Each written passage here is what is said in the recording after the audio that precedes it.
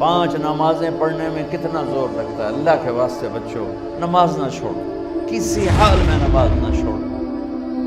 1439 سال میں صرف ایک موقع ہے جس میں نماز چھوڑنے کا مجھے کچھ گنجائش نظر آتی، وہ کربلا کا میدان ہے. میرے نبی کے نواسے نے سر دے دیا، نماز نہیں چھوڑی، اور یہ اعلان کیا کہ زیر خنجر میں یہ پیغام سنایا ہم.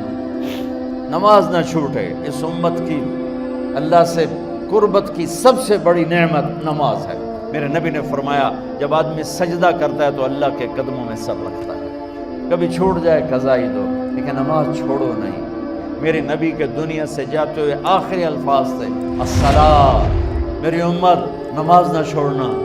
روزہ سال کے بعد ہے اور اس میں بیمار ہے تو چھٹی ہے، مسافر ہے تو چھٹی ہے، زکوٰۃ مالدار کے لیے ہے، حج مالدار کے لیے ہے.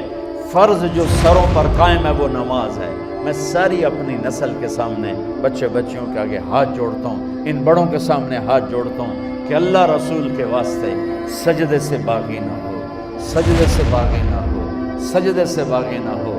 نہ کہیں جہاں میں اماں ملی، جو اماں ملی تو کہاں ملی. میرے جرم خانہ خراب کو تیرے عفو بندہ نواز میں، اور کہیں جائے پناہ نہیں سوائے اللہ کی بارگاہ میں سجدہ کرنے سے. اللہ رسول کے واسطے نماز نہ چھوڑو، نماز نہ چھوڑو، نماز نہ چھوڑو. میرے نبی نے فرمایا جعلت قرۃ عینی فی الصلاۃ. میری آنکھوں کی ٹھنڈک نماز ہے. جنت میں اگر کسی چیز کی کمی محسوس ہوگی تو نماز کی کمی محسوس ہوگی. لیکن یہ بس یہی ہے یہ نعمت. آگے پھر اللہ تعالیٰ ایک سجدے کی اجازت مانگیں گے. اللہ کو دیکھ کر تو لگے گا نہیں تم مہمان ہو میں میزبان.